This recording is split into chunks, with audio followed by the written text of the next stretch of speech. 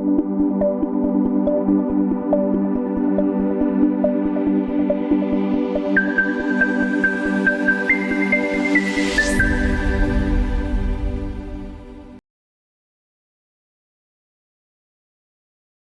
everybody. John Haldy here, and I'm very excited to have with me David Cooper along with Taylor Maness. Taylor, welcome.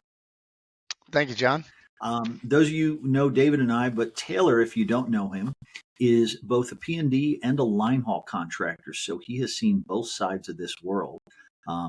Taylor, we don't have an agenda for today. We just love talking to you. So, with your permission, we're recording this on a Friday afternoon. Let's just have some fun and see where the conversation goes. And I'm going to start by asking you this: how long have you been doing P&D, and how long have you been doing Linehaul? I've been doing P&D for 4.5 years, and I've been doing line haul for 2.5 years. Okay, so you're baptized hard at this point. The honeymoon's over.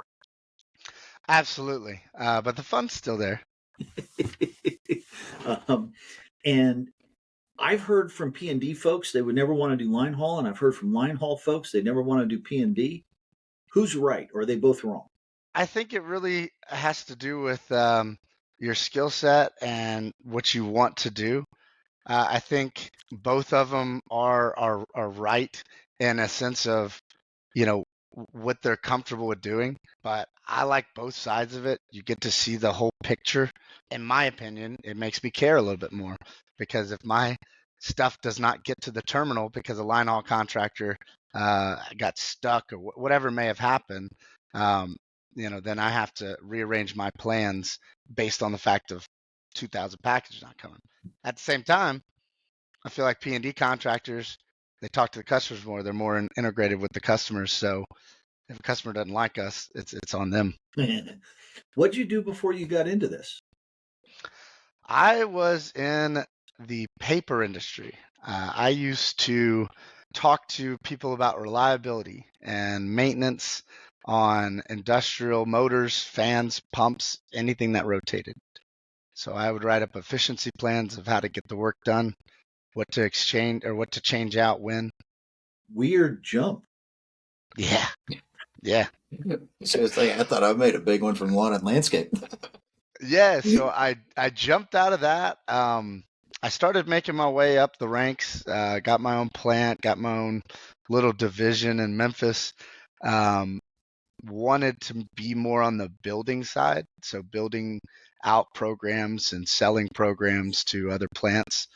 And I ended up getting kind of screwed by a salesman and put in my month's notice, and my dad was in this, and so I asked him if I could have a job to figure out what I wanted to do, and he had been talking to me about joining him. I was willing enough to come and hop on a truck and make enough money to figure out what I wanted to do in life because I didn't want to do that, and I fell in love with it. I got on the truck with some of these drivers, talked to the managers and BCs, realized that I really didn't want to drive a truck anymore. So I went from driver to manager real quick, and then management got to me a little bit. So I jumped back on a truck while managing, and then completely jumped off a truck. I mean, I jump off of managing, went straight into a truck for probably 2 or 3 months, and then we moved into our operation we have now. And I started managing it about 3.5 years ago, and the manager I have now runs it all the day to day. She's got an assistant manager. So we've grown that one really well. The organic growth in the P&D market, especially locally, is pretty good. Especially in my case in the Southeast, we have some growth down here in the outlining areas around some of these metropolitan areas. So growing in that space was where I really fell in love with managing people.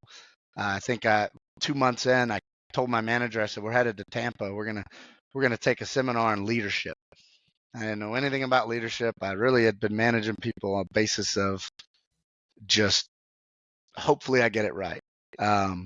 So did the management piece, learned how to manage people, and the conversation I had with my boss before I left my old career popped in my head, and he was asking me why I didn't want to go into management.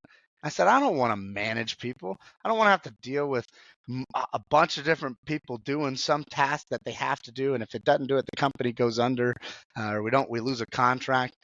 And then here I am. Like, how'd that work out for you?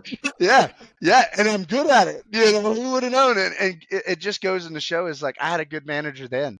He saw it in me. He saw that I would be good at it, and I didn't believe him, but I still found a path that led me into it. And the people in both sides has been what's made me appreciate and love both of it, all of it, right? And I think that's the misconception that either side has is I think both sides will mimic to the other or parrot to the others like these drivers are lazy, they don't like this, and they won't do this in this generation and all this different stuff on the basis of employee morale. But at the end of the day, you're going to have those people. You got to rotate out. You got to recruit better. You find the right team, and it doesn't matter where they're at. You treat them the right way, they're going to take care of you.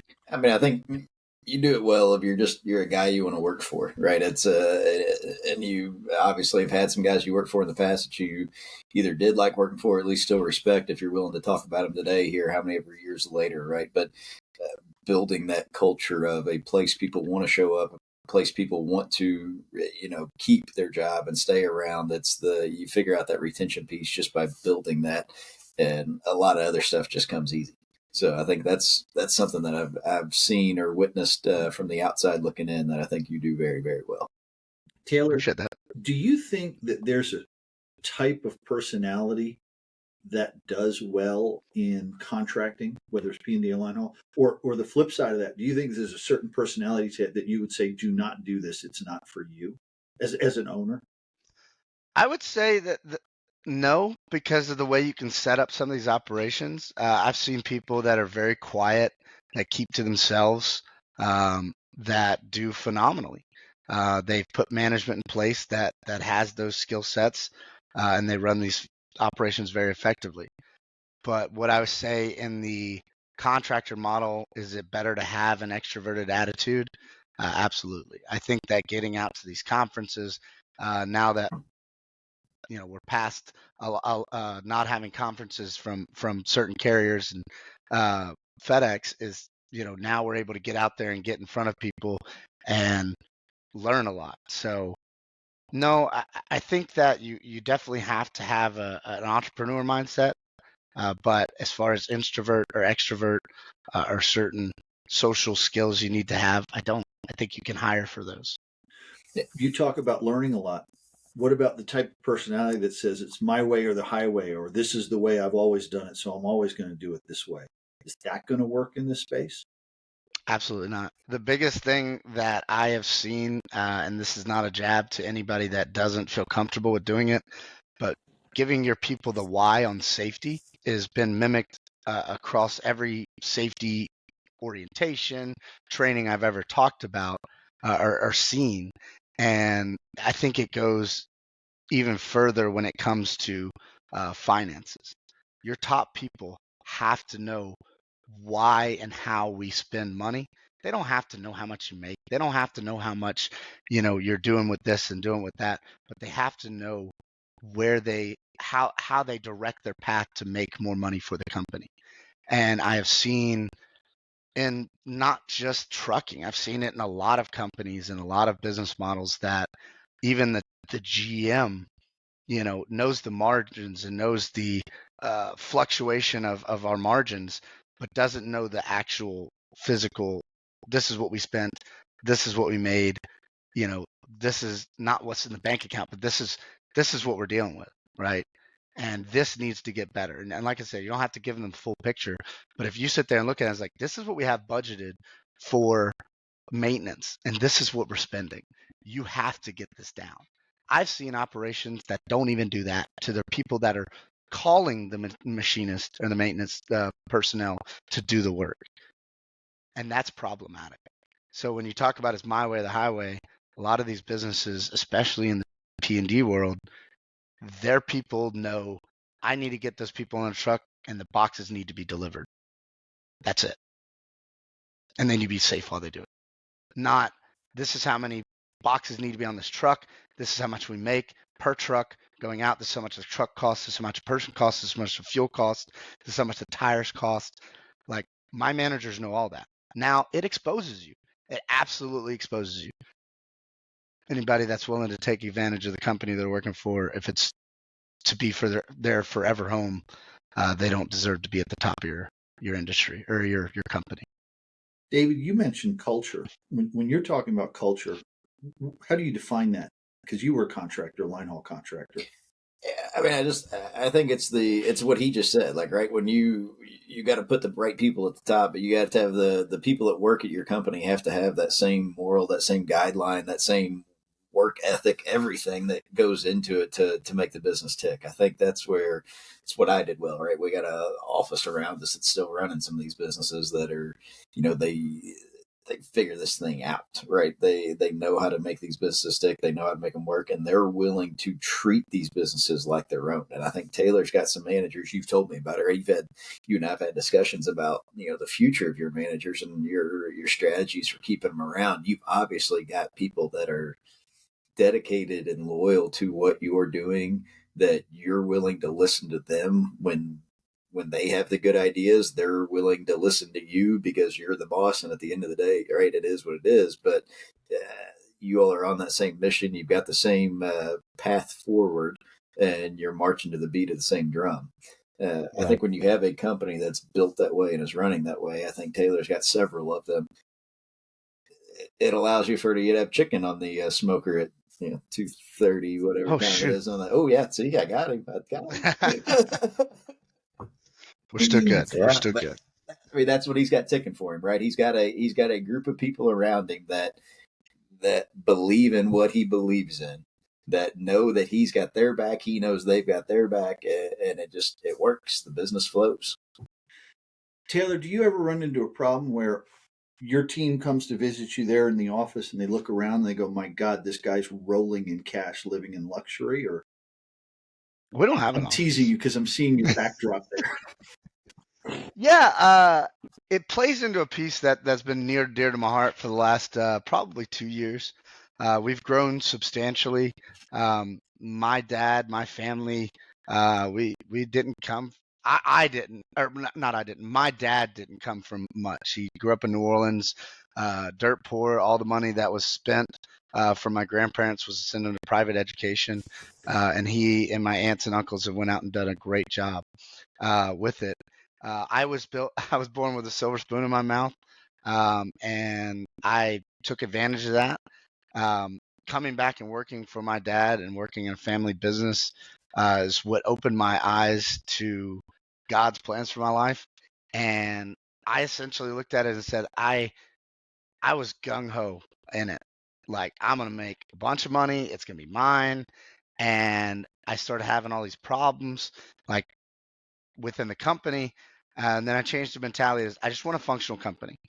I still want to make a lot of money, but I just want a functional company. And so then that mentality changed into, well, get it functional, get it to where what's more valuable to you. And it's like, well, if I get some money and then all of my time, then that's worth it to me. So it changed to, how little can I take out of it and work 4 hours a week?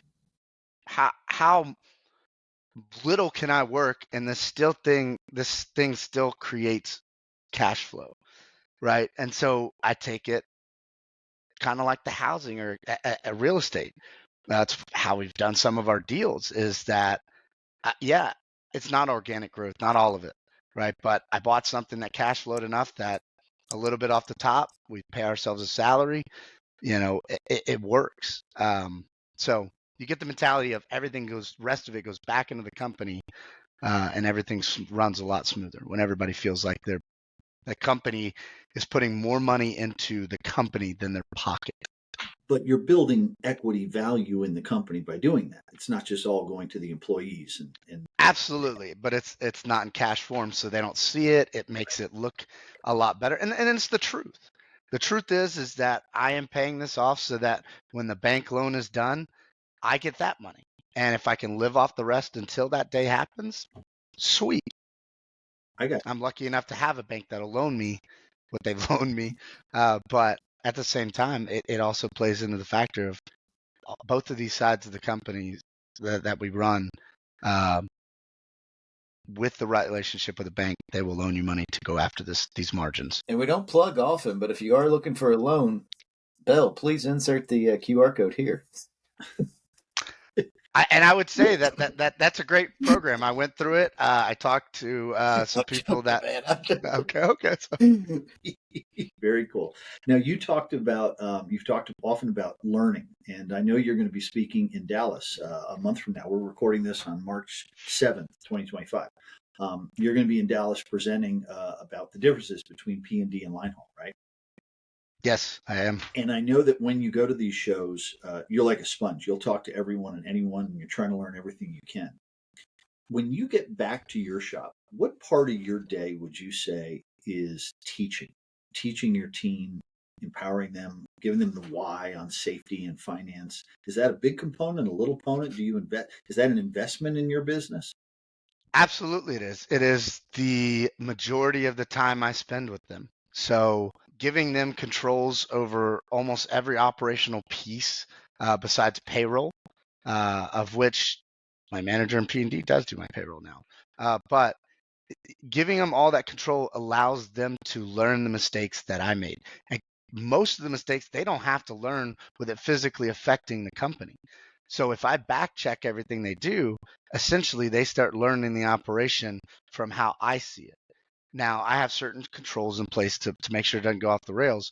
But at the same time, if I am coaching them, and it's almost like on the job training. It's like they're all little mini CEOs, right? They know every facet of what we do, and they're held accountable to knowing that I know that.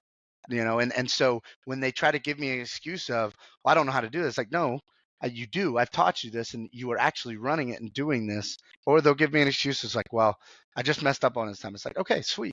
But here's where we don't need to mess up. So the coaching for me, that 4 to 5 hours I told you I probably focus on a week, is conversations with my managers. We have a weekly meeting that goes over the safety and how we want to address our drivers.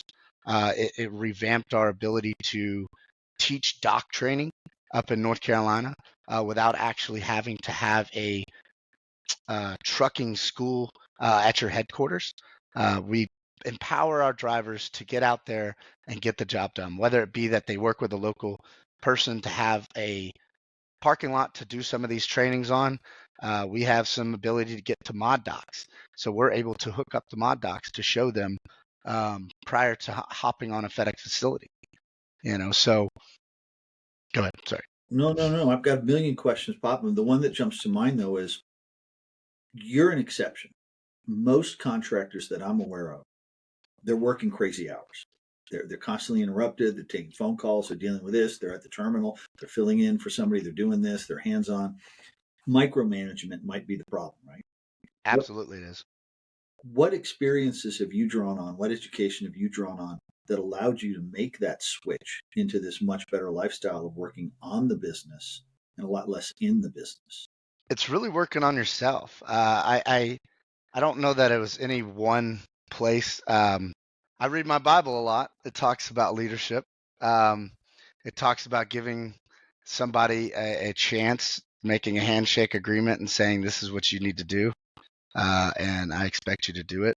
But in general, it's letting go of, well, if I was in control of that, or if I was the front man for that, that wouldn't happen. And that's what I think a lot of micromanaging comes from, is you get burned by the fire a few too many times, and you think just because you being in the pilot seat that wreck or crash wouldn't have happened. And I've learned over the years that it doesn't matter. It starts at the beginning, and if you're in your operation on every tedious point, you're not going to see the overlining effects you have by leading your team outside of your company. How does that tie into the way you handle safety? Because safety is paramount these days in the contractor business, right? It's if not safe, do not pass go, do not collect $200, right? How do you get your team to embrace a culture of safety? Is that the right term, or that it's non-optional, it's not a priority, it's a non-negotiable? How do you do that? You have to bring in an expert. So right now, we use somebody that has built a great program for follow-ups with our drivers right after something pops up on the cameras. We do it internally down here in Baton Rouge. My managers take turns. They're to get through 10 to 15 stops per day per driver. And it can't be consecutive stops because we'll just find them and we'll make sure that they're pulling up and doing the right stuff. So the active engagement from management to watch what's happening under their leadership and holding them accountable and making it to where they feel comfortable being accountable for it. And that means that when something happens, and even though we're in charge of it, it's not just I'm gonna take that back. Don't worry about it. I'll do it. You obviously can't do it. You know, bringing in an expert.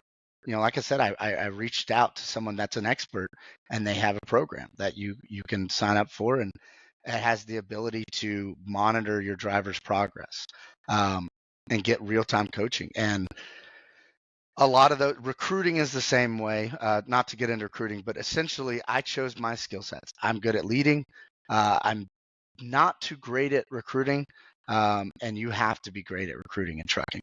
It's just there's too much competition out there. They can go start their own shops. It's almost like trades nowadays. Is that it is a trade technically. They can go find work anywhere. They can start their own shop. They can buy their own truck.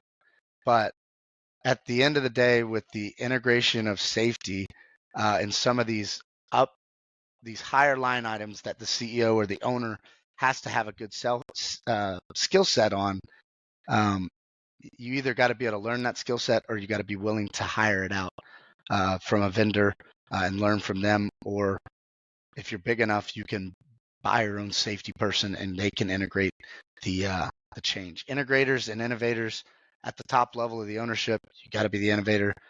You got to have managers that integrate perfectly off your direction. Taylor, I think you hit on two very important things right there, and the first one is that you have empowered your safety people to take a proactive approach towards safety. I think that's where we preach on it so much at our shows. You've heard so many people say that you have to be proactive in your actions, and especially proactive in safety.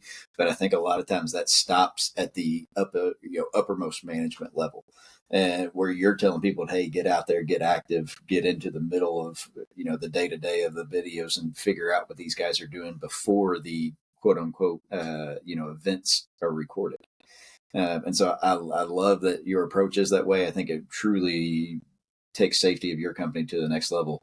But the other area that I wanted to hit on, I think that you were hitting to, and it's John, we had this conversation multiple times, in this past trip we were on in Orlando with a lot of guys who are experts in their field. And that is, Taylor said he's not good at recruiting, but he is good at this. Taylor, I think what you've done well, and I think what so many entrepreneurs do well, is that they find their area of expertise. They find their, genius zone is the US term for it, but they find what they're good at and they do that.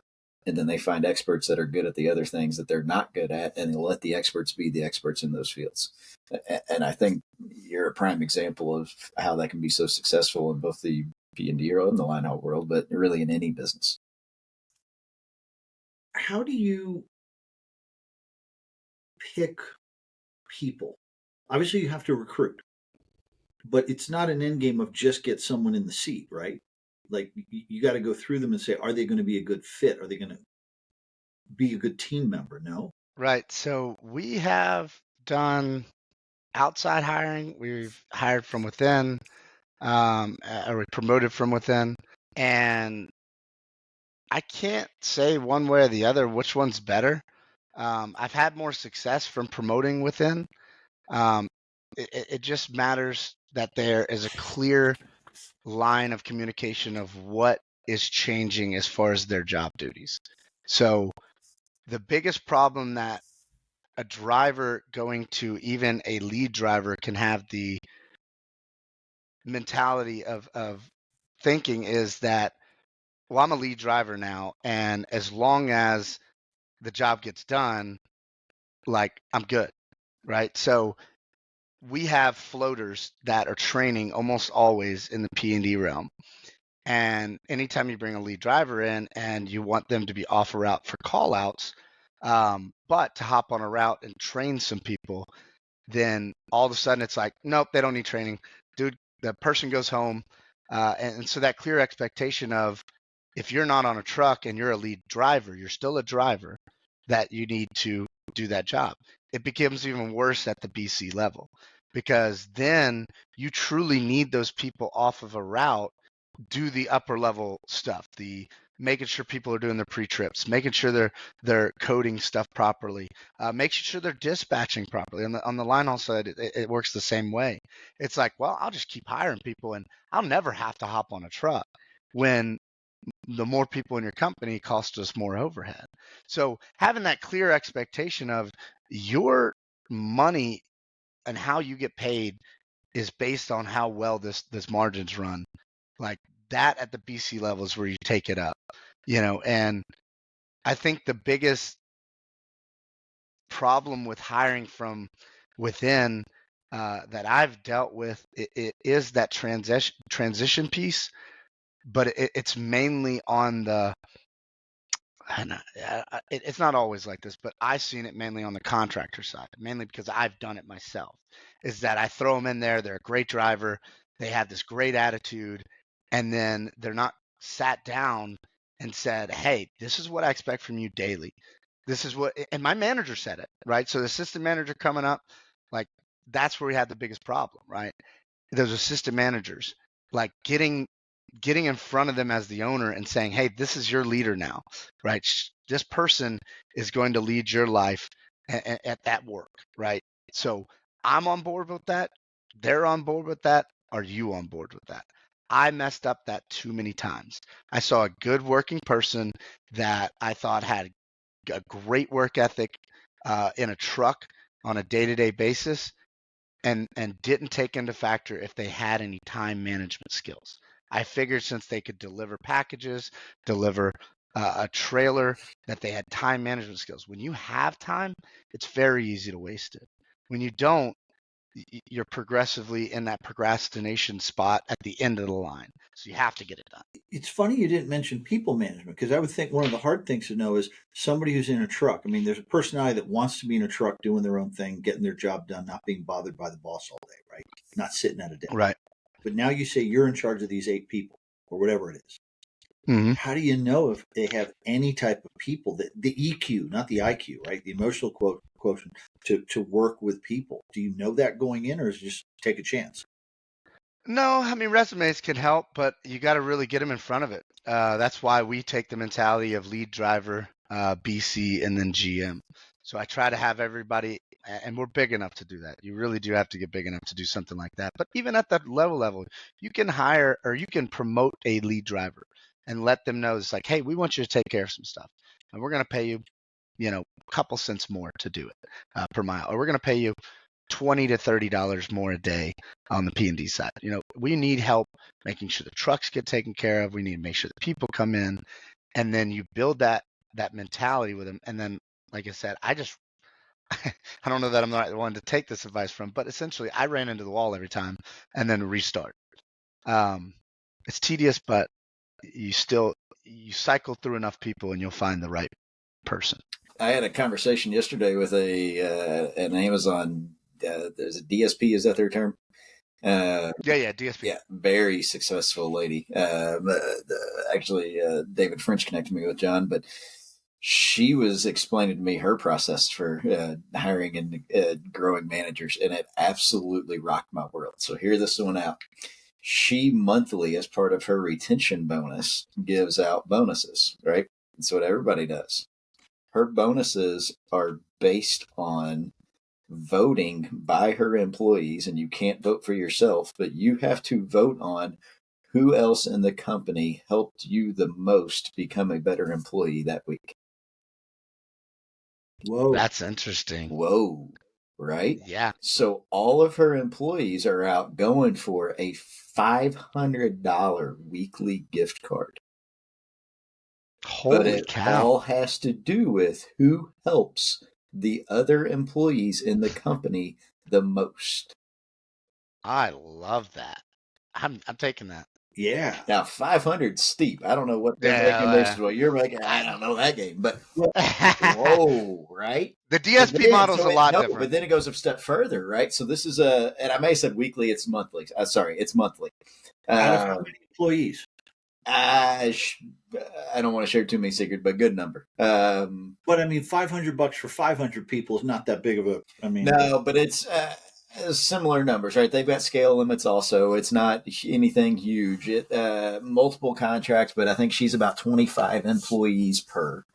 but the notion being everybody's got to vote weekly in an online survey or something, yeah, right? And I said weekly. It's monthly. It is monthly. Whatever it is. But I think it was $500 a month because that was what the number was. Survey Monkey will help you with that. Yeah, so that's, and I don't know if it's Survey Monkey that she was using, but that's what she was doing. But where she took it a step further, and it really rocked my mind because, like I said, she's running multiple entities.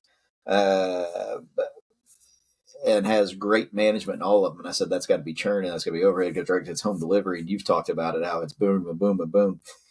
With this, whoever keeps winning month after month after month, there's her management line. Like, right, it tells her exactly who to upgrade and who to get it because that's who the peers are voting on, saying this is the person helping me out the most. That's the person I will listen to. The business. Yeah. Right? Yeah. When she told me this, I was like, oh, I thought I understood people. Nope, you got it. You win. Look, I have to stay professional, but if I wanted to, I'd really just jump out this door and go call my manager right now and tell her we're doing that next week. Right. Like, now, I love this idea so much. Did you happen to ask on the voting, is it just pick one employee or on a scale of 1 to 10, what did each person help you? And then you we didn't get that in, honestly, that too deep to it. But she wants to see your software. You'll have a chance to meet with her. Very cool. I love that. Oh, it was the most fun. We were both packed between two other calls. It was the most fun half-hour call I had yesterday, and it was somebody that, again, was so grateful for the people you meet and people you connected with. But it was, she blew my mind when we started talking people management. How, like, I literally asked her, "How are you doing what you're doing?" And that summed it up for me. Taylor, you said you work 4 hours a week. You threw that number out there. I remember there's a book called The 4-Hour Workweek by Tim Ferriss. Is that a reference to that in any way? Somewhat, yeah. But no, I did the math the other day. You had time for that? Yeah, just a little bit. So I do not count any work-related calls from my managers. I count emails, I count meetings, and I count any paperwork I'm drawing up for a process change. So, and my phone call, the reason I don't is because my phone calls with my management last about 10 minutes. They got 10 minutes to talk to me and get me their problem every day if they need to, and I'll get it fixed. The rest can come through email since I can get everything else done that way.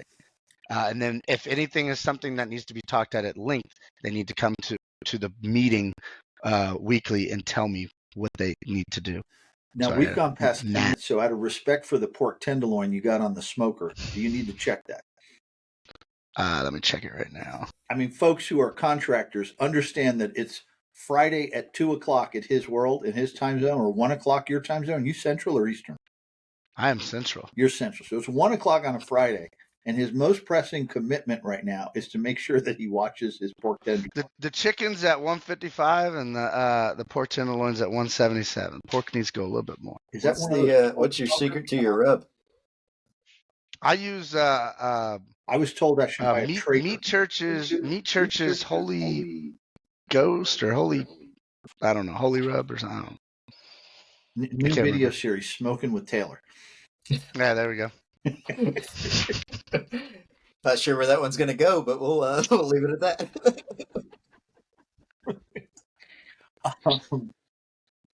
I mean, you jump from P&D to Linehaul, right? It's a big jump. It takes a leap of faith, and I know you're a man of faith. But there's a lot of contractors out there who are so buried time-wise and so buried financially that I see this pattern. I'm curious if you've seen it in your world. Opportunity floats by them on the river, and they're so busy, even if they see it, there's not a chance they can grab it. Am I making any sense? Absolutely. Even if they see it, are they willing to take a chance at grabbing it?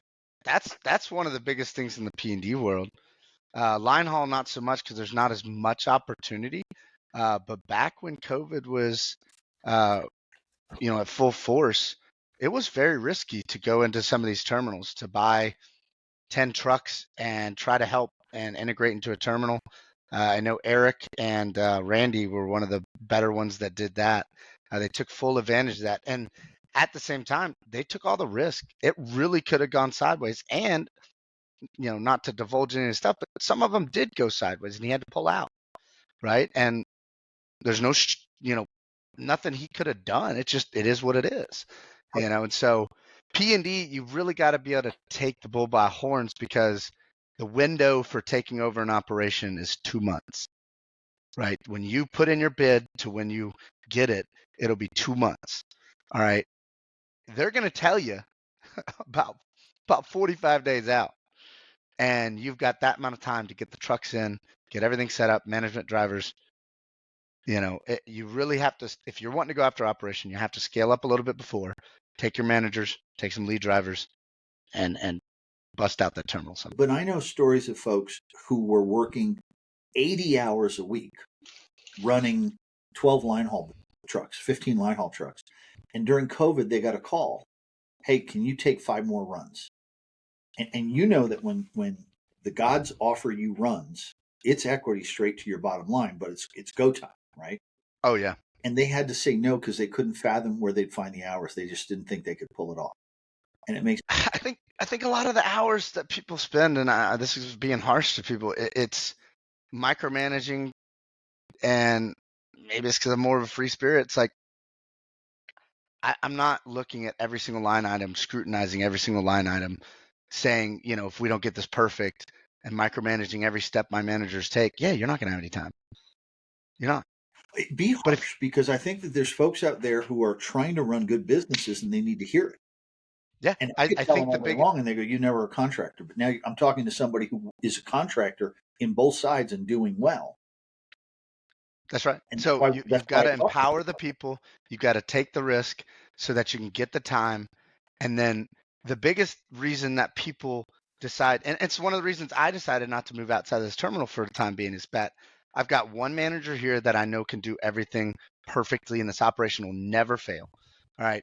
But I've got assistant managers that can't take and fill her shoes. So I don't want to pull her out of this terminal, even though I still think it would run smoothly. Like, we don't have another her yet, right? And I'm building 2 right now, and one will win, one will lose. But I've built them in the past, and both of them have lost. So it just really depends there. But you got to get the time. You got to give. Somebody put it to me one time. They asked me what I was doing on a day-to-day basis, and I was building out spreadsheets, and I was building these little things that have to do with the day-to-day operation, which now is in the portal called Spotlight. It's very useful database of all the stuff we used to calculate. So that gives you some time back. But taking all those little tedious things, if it's a $10 an hour job, if it's a $15 job, spend the money. And you may not have it. I'm sorry if that is the case, but spend the money to get your time back. Because if you're running a multi-million-dollar operation or $1 million operation, your time's worth more than $15 an hour, and that's just cut and dry as it is. And the other tragedy I heard too in during COVID was people being offered runs, and I think it applies now too, and they can't get the financing for the equipment because they're stretched so thin because they're not doing what you do, which is putting the money back in, building the equity. That's right. I can't take really a lot of credit from that. I do now can take some of it for the P&D operation, but I do not own the line haul operation. So my dad is the one that owns that. He's the one that gets it. It's all about relationships you had with banks. So those local banks that you've parked your retirement in or your emergency fund, you have to get to the vice president and president of those establishments, and you got to tell them, this is what my margins look like. They see it, but nobody's bringing it to them. No loan agent, unless they're really looking for it, is bringing it to them. I know, but even if you get to the VP, if you have completely stripped every penny out of the thing and you're levered to the eyeballs, the VP is going to say it's too risky. You got Yeah, I haven't been there. $400,000 worth of equipment at Blue Book value when you owe 900,000. This is a problem. We can't keep giving you more. You got to get very, if you want to, you got to get very unique with it. So finding ways to leverage certain things I've seen people do, and I don't want to talk about it because I'm not a financial advisor, but you got to find stuff to leverage. Another tragedy that I see, Taylor, is a situation where someone has taken all the cash out of the business that they possibly can. They're not reinvesting it like you do. And then they get told, hey, can you pick up 4 more runs? Can you pick up 6 more runs?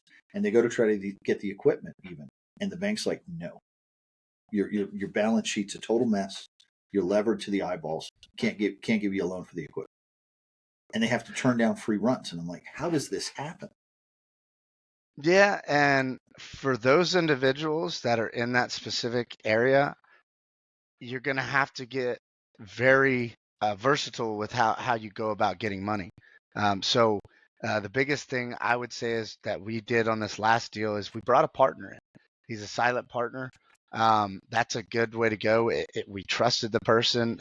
They wanted to have some skin in the game, and to make that next step, we had to. Or not, we didn't have to. We wanted to. We wanted to make it easier for us. It gave somebody the ability to come in to take the burden off of us a little bit. But also at the same time, it depends on how much you want on this. Like, I know some people are so leveraged that they can't just get out. And that's a scary thought to have. But if it's something that you can dig yourself out of, and I think that you can with the right coaching and with the right mentors in this space, and there's a lot of them, but you got to be willing to listen. You got to be willing to say, hey, look, I don't make any money, so I'm going to try to learn how to run this thing autonomously like Taylor does, and then I can go take another job. We hit on it earlier, right? But it's where you have to know your strengths and you have to know your weaknesses and you have to know if you're the numbers guy or not, right? I don't pretend to be the numbers guy in any way, shape, or form. But I was Me neither. with my brother and ran businesses with him and still am to this day with him, right? I got a pretty good numbers guy on the call here that I'm doing stuff with today. It's like you have to find that area and trust the people that are there to do their part, just like you were doing your part. And so that's Right. where, you see these businesses where they get in that way. And to me, it's not shame on them for not knowing their numbers. It's shame on them for not getting past the point of pride of saying, I don't know my numbers, but I'm going to hire somebody that does. Right. Because, Or partner with somebody that does. Right. The biggest thing I've seen people do, and we do it in my operation. I have what's called sweat equity. There are 2 companies I get paid 0 out of, but if I make them survive and they are financially viable, then at the time that comes for whenever my dad decides that I get to have some of it, then yeah. Or the day comes that he passes, God, please let it be longer than I even imagine. We get into these companies and they're cash flowing positive day one. All right, even if you buy them, unless you buy them for the wrong price. I've been there, so I can't. Nobody come at me. All right, but if you buy them, they're supposed to be cash flowing day one. If you didn't, you wouldn't get a loan for the bank from it. Something went off the rails from the time you bought it to the negotiation, because negotiating in here in the P&D space, that's where I hear a lot. I'm just now coming to the realization that some of these people in Linehaul have that same problem.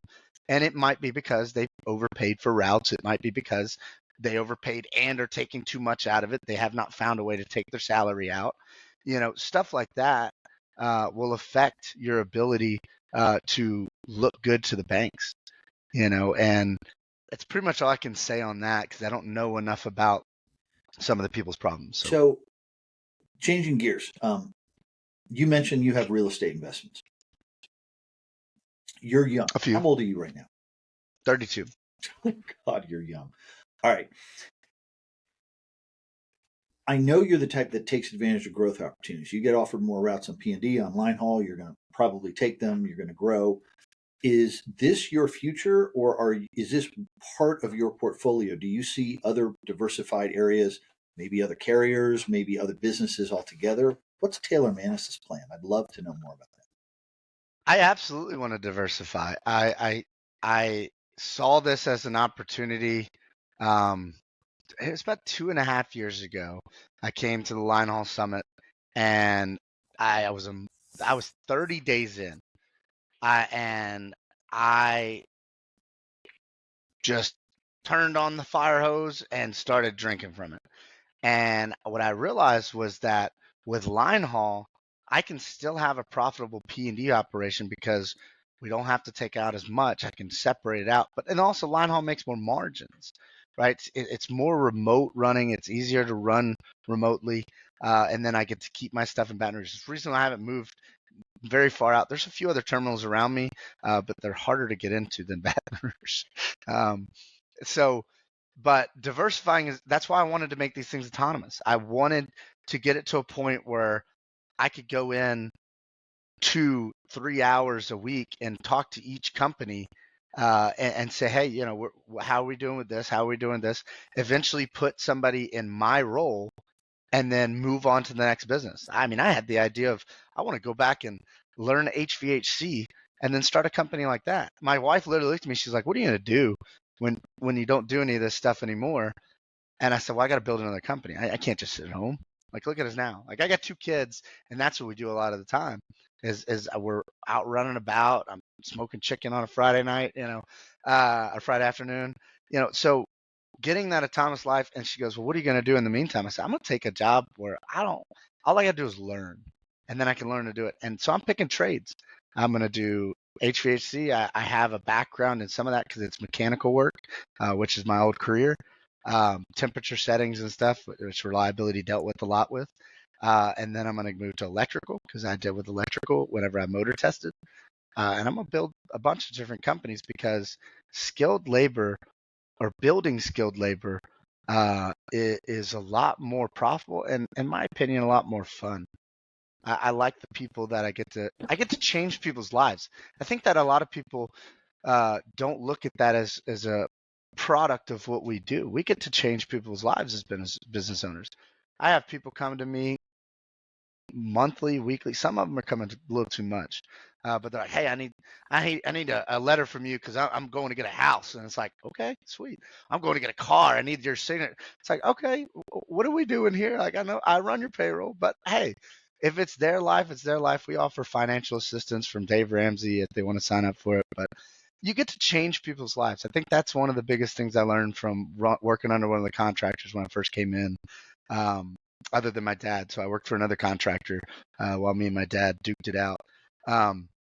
But he told me, he said, I've gotten to buy people. I've gotten to provide a job to people that wanted to buy houses, to grow their family, to pivot themselves to a better position. They went to school. You get to show and change people's lives by your actions. And that's a lot of reward for me in that atmosphere. And if I can make enough money to provide for my family and do that at the same time, I pretty love good that you life. say that, Taylor, because people ask me and David, why do we work our butts off to put on the Lighthall Summit every year? And David and I had a Yeah. conversation at the end of last year, exhausted, but we said there were, I don't know, I'm going to make a guess here, 4,000 trucks of power represented, which if you figure a Dang. ratio of 1.25 people per power unit, with extra drivers and managers and other things, Hmm. that's like 5,000 people who day to day go to work on those 4,000 power units. And if Right. you assume families, spouse and kids and whatnot, there's like 20,000 people who are dependent on what we were there talking about and sharing and learning. That's the juice that gets me up every day to do this, because if we can turn that event and the other things like this into a way to help a group of people that would fill a good basketball arena, right? Yeah. That's to me where I can, get up to the pearly gates and they say, what did you do? And it's not employee of the month one time. It's, I worked really, really hard to try to help put food on table, provide good jobs, provide growth. And I think that when you have the attitude you have, that's what makes it easy to get that phone call at 3 a.m. and have to deal with a headache. Maybe you don't get those. God bless you.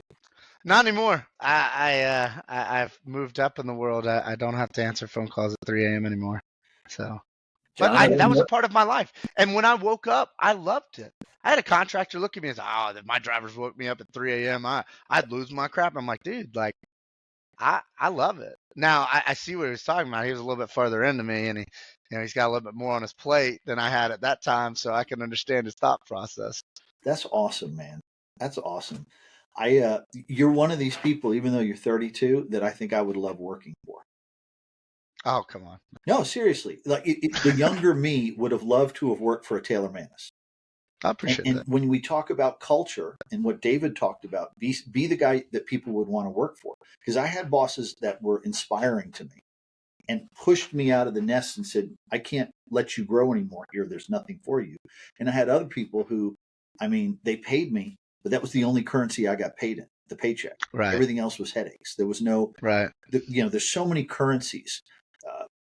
Flexibility, learning, opportunities for new challenges, management roles, whatever. And you work for some people and you realize you're never going to get that. And it's like, there's no wonder it's a turnstile at their company. Yeah, I appreciate that. I really do. It comes back to God, family, God, and this is what this country was built on. I think it is every small business that puts forth an effort to care about their employees is what the founding fathers really wanted to drive home about building this country, about the people. And that's how I live my life. Is God gave me this? Why would I not try to pass it along to somebody else? Knowledge, money, whatever it is that I have. And I agree completely with you, but I would broaden it and say there are some folks who don't go to structured religion, but the successful ones adhere to the same principles you find. And it's funny, you look at the Bible, you look at the Torah, you look at the Quran, you look at all these other major religions. The undercurrents that are across all of them, it's the same story. It's the same principles. And all of the successful contractors I know, they care about their people. That's their Right. massive concern. And as a result of doing good, they do well. Right. Right. If it's not all about you, if you have a higher power, if you believe in God and it's not all about you, you don't have to worry about what selfishness takes place. I think, in my opinion, I think that you can take selfishness off the table, and then once your people see that you're not a selfish person, whether you are or not, it's about perception. It goes a lot further to running a successful business. David, we've taken up probably 25% of Taylor's work week at this point. I was going to make a joke earlier and say that I must be his friend because he's not considering calls with me work if he's only working 4 hours a week. It's a blessing to get the opportunity to talk to you, Taylor, but I want to ask David because I've been dominating a lot of these questions because I'm curious, George. I can't stop. My ADHD just will not stop. But you probably know a little bit about that. But David, is there anything else you wanted to touch on before we let him go? But promise me, Taylor, we can do another call someday soon. Absolutely. I'd love to do it. No, I think this was great today. I mean, Taylor, thank you for your time. I mean, it's obviously always a pleasure. Really enjoyed doing it. I was thrilled when you said that you would do it in front of a camera because you've taught me a lot over the past couple of years, not only about P&D, but just culture in general and people in general and life in general. And getting that out there to the masses is going to be good. So really looking forward to seeing you down at the summit here next month. Well, actually, I'll see you at the safety stand up next week, but then see you present at the summit next month. Looking forward to all that. But thank you for your time today again. And thanks again. I want to finish with this note. Taylor, you taught me an interesting term I wasn't familiar with recently. Peacocking. So for those of you who don't know Taylor, when you see him, he's easy to spot because he's probably going to be in bright colors. And apparently there's a term for it where you're around. It's called peacocking, right? That's exactly right. Yeah. Got to get noticed. And I want to tell you, when you notice Taylor, he is every bit, if not more genuine when you go talk to him. So if you see him at an event, you bump into him at a terminal, and you've seen this video, know that he is one of the funnest and most interesting people you could talk to. And he's never going to look at you and go, "Why are you talking to me?" And he is really easy to spot most days. Does your hat literally have peacock? No, it's not. It's flamingos. It's No, oh, it's not Chubby's. that. It's the '90s theme. Yeah, okay. Me and my wife are having kids, and we started talking about how we're going to raise them. And I looked at her and I said, let's just raise them like we were raised, like just '90s all the way. And so I started. Windsuit. Well, look, I might. We do a January or a February stand up where it's a little bit cold and windy in a city. Yeah, I'll bring them some But neon jumpsuits. Yeah. be prepared, because a key lime golf shirt is his version of Ninja Discreet. He's trying to blend in right now and not stand out because he's at home. Taylor, always a pleasure. I look forward to seeing you next week as well, and we'll tune in soon for another of these. Appreciate y'all having me.